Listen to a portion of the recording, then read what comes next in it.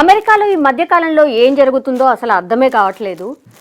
ఎందుకంటే చాలామంది అమెరికా వెళ్ళాలని స్టూడెంట్స్ అందరు కూడా అక్కడే వెళ్ళి ఒక 4 ఏళ్ళు అట్లా చదువుకొని ఆ తర్వాత పార్ట్ టైం జాబ్ చేసుకోనో లేకపోతే అక్కడే ఇంకొంతకాలం ఉండి జాబ్ సంపాదించుకుని కొంత సెట్ అయ్యాక బ్యాక్ రావచ్చు అని అనుకుంటున్నారు. కాబట్టి చాలామంది విదేశాలకు వెళ్ళడానికి ఇంట్రెస్ట్ చూపిస్తూ ఉన్నారు.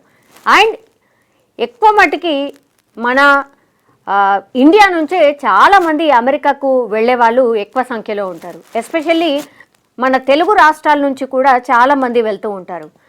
అందులో భాగంగానే ఎంతమంది అమెరికా వెళ్తున్నా సరే అప్పుడప్పుడు ఏంటి ఈ మధ్యకాలంలో చాలానే వార్తలు వస్తున్నాయి. అసలు అక్కడ ఎందుకని మన వాళ్ళు అంటే మన దగ్గర నుంచి అంటే హైదరాబాద్ కావచ్చు, లేకపోతే తెలంగాణ నుంచి కావచ్చు, లేదంటే ఏపీ నుంచి కావచ్చు, ఎవరైతే పిల్లలు వెళ్తున్నారో కొంతమంది యాక్సిడెంట్లో చనిపోతున్నారు, లేదంటే రకరకాల కారణాల వల్ల చనిపోతున్న వార్తలు చాలా ఆందోళన కలిగిస్తున్నాయి.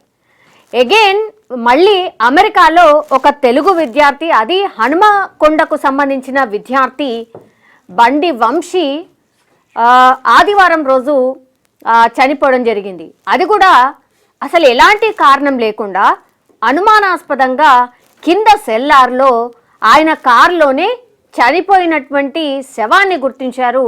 ఆ తర్వాత ఇన్ఫర్మేషన్ పోలీసులకు ఇచ్చిన పరిస్థితి అయితే కనిపిస్తోంది. ప్రస్తుతం మనం చూస్తోంది వాళ్ళ ఇంటి దగ్గర, అంటే హనుమకొండకు సంబంధించిన నివాసి కాబట్టి చాలామంది వాళ్ళ తల్లిదండ్రులను ఓదార్చే ప్రయత్నం చేస్తున్నారు.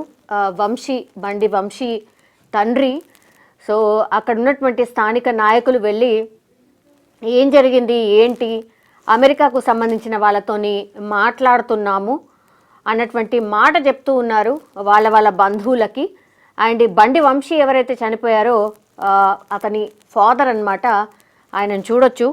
కొడుకు ప్రయోజకుడు అవుతాడు అని పంపిస్తే ఏంది మా పరిస్థితి ఇది చూడండి ఒకసారి. పాపం వాళ్ళ అమ్మ కావచ్చు, ఆ తర్వాత వాళ్ళ బంధువులందరూ కూడా రోదళ్ళు మిన్నంటున్న పరిస్థితి. అమెరికాకి వెళ్ళి సెటిల్ అవుతారు, కొంత బాగుపడతారు, మా పిల్లలు మంచిగా చదువుతారు అని పంపిస్తే మదనపేట, ఇది ఎగ్జాక్ట్లీ వాళ్ళ ఊరు అన్నమాట. అంటే వరంగల్కి సంబంధించి మదనపేటకు సంబంధించిన నివాసి బండి వంశీ. వాళ్ళ తల్లిదండ్రుల పేర్లు వచ్చేసి, వాళ్ళ తల్లిదండ్రుల పేర్లు బండి రాజయ్య అండ్ లలిత. సో ప్రస్తుతం ఈ బండి వంశీకి ఏజ్ ఎంత అంటే 25 years. మరి ఏం జరిగిందో ఏంటో తెలీదు. కొంత స్టడీస్ కోసమని, ఎంఎస్ కోసమని, సో గత ఏడాది జూలైలోని ఆయన అమెరికాలోని మినసోటాకు వెళ్ళాడు. అక్కడ స్టడీస్ చేసుకుంటూ ఆ తర్వాత ఆయన పార్ట్ టైం జాబ్ చేస్తూ కొంత ఆయనకు ఖర్చులు కావచ్చు, లేదంటే ఫీజుకి సంబంధించిన ఏవైతే ఖర్చులు అవి ఉంటాయో వాటన్నిటిని కూడా ఆయన్నే సొంతంగా సంపాదించుకుంటూ తర్వాత చదువుకుంటున్న పరిస్థితి. సో ఈ సిచ్యువేషన్లోనే మరి ఏం జరిగిందో ఏంటో, ఆయన నివాసం ఉంటున్నటువంటి అపార్ట్మెంట్ కిందే సెల్లార్లో పార్క్ చేసినటువంటి ఆయన కారులోనే మరణించిన పరిస్థితి. అది కూడా గమనించింది ఎవరు అనంటే కొందరు యువకులు, అక్కడ అపార్ట్మెంట్లో ఉన్నటువంటి యువకులే ఇది గమనించి పోలీసులకు ఇన్ఫర్మేషన్ ఇస్తే అప్పుడు పోలీసులు వచ్చి చూస్తే కానీ కారులో బండి వంశీ చనిపోయి ఉన్న సిచ్యువేషన్ని పోలీసులు నిర్ధారించిన పరిస్థితి. మరి ఏం జరిగింది, అనుమానాస్పద మృతిగా అసలు ఎందుకు నమోదైంది అనేది కూడా అంతు చిక్కడం లేదు. ఓకే, సీసీ కెమెరాస్ ఉంటాయి కావచ్చు, మొత్తం అంతా చూస్తారు కావచ్చు, అది ఓకే. కానీ ఈ మధ్య కాలంలోనే చాలా అంటే చాలా ఇన్సిడెంట్స్ జరుగుతున్నాయి. ఐదర్ గన్ ఫైర్లో చనిపోతున్నారు మన పిల్లలు, లేదంటే ఎక్కడికో విహారయాత్రకు పోయి చనిపోతున్నారు, లేకపోతే ఇట్లాంటి అనుమానాస్పద స్థితిలో చనిపోతూ ఉన్నారు. ఏం జరుగుతుంది మరి, అసలు మన ఇండియన్స్ ఎవరైతే అక్కడికి వెళ్తున్నారో వాళ్ళకి అసలు సేఫ్టీయే లేదా, మరి ఏం జరుగుతుంది అమెరికాలో అనేది అంతు చిక్కనటువంటి ప్రశ్నగా మారిపోయింది. అంటే ఈ రోజు రోజుకి ఈ ఇన్సిడెంట్స్ ఎక్కువ అవుతున్నాయి తప్పించి రెక్టిఫై అయిన పరిస్థితి చాలా అంటే చాలా తక్కువగా కనిపిస్తున్నాయి. వీళ్ళ పరిస్థితి ఏంటి, పాపం వాళ్ళ బాబు కొంత చదువుకుంటాడు, బాగుపడతాడు, సెటిల్ అవుతాడు అనేటువంటిది వాళ్ళు ఆలోచించి వాళ్ళ కొడుకుని పంపించి ఉంటారు. ఇద్దరికి అంటే వీళ్ళు ఇద్దరు కొడుకులే. ఇప్పుడు ఇతను చిన్నతను, ఆయన వెళ్ళింది. సో 25 ఇయర్సే, అది కూడా ఆయన సంవత్సరం కూడా అయిందంటే జూలైలో వెళ్ళాడు అని అంటే ఇంకా పూర్తిగా సంవత్సరం కూడా కానటువంటి సిచ్యువేషన్ ఉంది. సో ఈ నేపథ్యంలోనే అసలు మరి ఏం జరిగిందో ఏంటో తెలుసుకోవడానికి కూడా ఆ సోర్స్ లేకుండా పోయింది తల్లిదండ్రులకి. ఇట్లాంటి అనుమానాస్పదంగా మృతి చెందినప్పుడు అసలు ఎవరిని కనుక్కోవాలా ఏంటి అనేది కూడా తెలియనటువంటి సిచ్యువేషన్ తల్లిదండ్రులకు అయితే ఉంది. ఎవరినో ఒకళ్ళని, నాయకులనో లేకపోతే కన్సర్న్ పర్సనో, ఇప్పుడు వీళ్ళ కొడుకు వెళ్ళాడు, వాళ్ళ ఫ్రెండ్స్ ఎవరైతే ఉంటారో వాళ్ళని కొంత ఇన్ఫర్మేషన్ అయితే అడిగే పరిస్థితి ఉంటుంది. కానీ ఏం జరిగింది? సో ఈ తల్లిదండ్రులకు అసలు కనీసం అంటే ఇన్ఫర్మేషన్ ఇచ్చే వాళ్ళు కూడా లేకుండా పోతున్నారు. అనుమానాస్పద మృతి అయితే వాళ్ళ ఫ్రెండ్స్కి కూడా ఆర్ ఆయనతో పాటు ఉంటున్న వాళ్ళకు కూడా తెలియనటువంటి సిచ్యువేషన్ ఉంటుంది. మరి ఇట్లా వెళ్తున్నారు పిల్లలు, పెద్దవాళ్లే కదా బాగానే ఉంటారులే అని అనుకుంటే ఇగో ఇట్లాంటి సిచ్యువేషన్స్లో మరి ఏం చేయాలి? ఏం అర్థం కాని పరిస్థితిలో ఉంది. అయినా సరే మనం ఎక్కడ నాగుతున్నాం అంటే లేదు, పోతూనే ఉన్నాం, పంపిస్తూనే ఉన్నాం మన పిల్లల్ని. ఏం జరుగుతోంది అసలు? అమెరికా పోయిన తర్వాత మరి మన పిల్లగాడు ఎట్లుంటున్నాడు ఏంది అని అంటే వాళ్ళు అక్కడ ప్రాక్టికల్గా ఫేస్ చేస్తున్న ప్రాబ్లమ్స్ అసలు చాలామంది పేరెంట్స్కి అసలు చెప్పట్లేదు. చెప్పకపోవడం వల్లనే ఇట్లా కొన్ని టైమ్స్ ఏదన్నా జరిగినా కూడా పాపం పూర్తిగా అంటే వాళ్ళ చేతుల నుంచి దాటిపోయిన తర్వాత కానీ వీళ్ళకి తెలియనటువంటి సిచ్యువేషన్. ఈ బండి వంశీ ఇన్సిడెంట్లో మరి ఏం జరిగింది?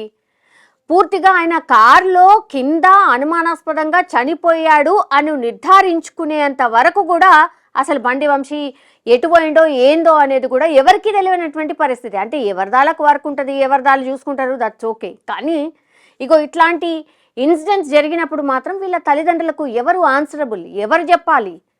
ఇట్లాంటి పరిస్థితే చాలా కేసెస్లో ఉంటుంది. ఈ మధ్యకాలంలో అమెరికాకు సంబంధించిన ఇన్సిడెంట్స్లో ఇప్పుడు చాలామంది పాపం వాళ్ళ నాయకుల్ని కలుస్తున్నారు. కనీసం చివరి చూపుగా వాళ్ళ కొడుకు బాడీనైనా త్వరగా తీసుకునే ప్రయత్నం చేయడం తప్పించి అసలు అక్కడ కేసు ఏం జరుగుతుంది ఏంటి ఆ ఇన్ఫర్మేషన్ వీళ్ళ తల్లిదండ్రులకు చాలా అంటే చాలా తక్కువగా జరుగుతుంది. సో పోయే ప్రాణం అయితే పోయింది, అట్లీస్ట్ ఆ చివరి చూపుగా అయినా మా కొడుకుది బాడీ మాకు అప్పగిస్తే చాలు అన్న దాంట్లో ఉంటున్నారు తప్పించి ఆ తర్వాత ఏం జరిగింది అనేది కూడా ఏదో తెలుసుకునే ప్రయత్నం చేస్తున్నారు. కానీ పూర్తి ఇన్ఫర్మేషన్ అయితే తల్లిదండ్రులకు రానటువంటి పరిస్థితి. మన తెలుగు వాళ్ళు లేరా అంటే ఉంటారు, అక్కడే చాలామంది ఉంటారు. పాపం ఏదైనా ఇట్లాంటి ఇన్సిడెంట్స్ ఇబ్బంది జరిగినప్పుడు వాళ్ళు కూడా చాలా వరకు హెల్ప్ చేసే ప్రయత్నం చేస్తారు. కానీ ఇట్లా ప్రాణాలు పోయిన తర్వాత మాత్రం ఎవరు ఏం చేయలేని సిచ్యువేషన్ అయితే ఉంటుంది. సో ఎవరైనా సరే తల్లిదండ్రులు ఎవరైనా పిల్లల్ని అమెరికాకి పంపించాలనుకుంటే మాత్రం ప్రాపర్గా అసలు అక్కడ ఏముంది ఏంటి, బాగానే ఉంటుందా, అసలు మీ కొడుకు ఉండగలుగుతాడా? కొంతమంది సెన్సిటివ్ కూడా ఉంటారు. అయినా సరే అమెరికాకు వాళ్ళు వెళ్ళారు, వీళ్ళు వెళ్ళారు, ఇంత సంపాదించారు, అంత సంపాదించారు, ఇట్లాంటి చెప్పేవాళ్ళు పేరెంట్స్ కూడా చాలామంది ఉన్నారు. సెట్ అయిపోతాం, నువ్వు సెట్ అయిపోతావు, ఇట్లా కూడా చాలామంది కూడా వాళ్ళ పిల్లల్ని మోటివేట్ చేస్తూ వాళ్ళకి ఇష్టం లేకపోయినా సరే పంపించే ప్రయత్నం కూడా కొంతవరకు జరుగుతోంది. అన్ని యాంగిల్స్ ఉన్నాయి ఇందులో. సో ప్లీజ్ పేరెంట్స్ కానీ లేదంటే ఈ పిల్లలు ఎవరైతే వెళ్తున్నారో వాళ్ళందరూ కూడా సేఫ్టీ ఎంత ఉంది, ఎక్కడుంటే బాగుంది, ఏ యూనివర్సిటీస్ బాగున్నాయి ఏంటి, ఇవన్నీ పూర్తి ఇన్ఫర్మేషన్ తీసుకొని వాళ్ళ తల్లిదండ్రులకు పూర్తి ఇన్ఫర్మేషన్ ఇచ్చి ఆ తర్వాత వెళ్తే బాగుంటుంది అనేది చాలామంది భావన. అండ్ ఈ వీడియో చేయడానికి కూడా రీజన్ ఏంటంటే ఇట్లాంటి ఇన్సిడెంట్స్ చాలా జరుగుతున్నాయి కాబట్టి ఎవరైతే అమెరికాలో ఆల్రెడీ ఉన్నారో అండ్ ఎవరైతే వెళ్ళాలనుకుంటున్నారో వాళ్ళందరూ కూడా కొన్ని విషయాలు, చాలా సీరియస్ విషయాలు ఉన్నాయి, అవన్నిటిని కూడా దృష్టి సారించాలి.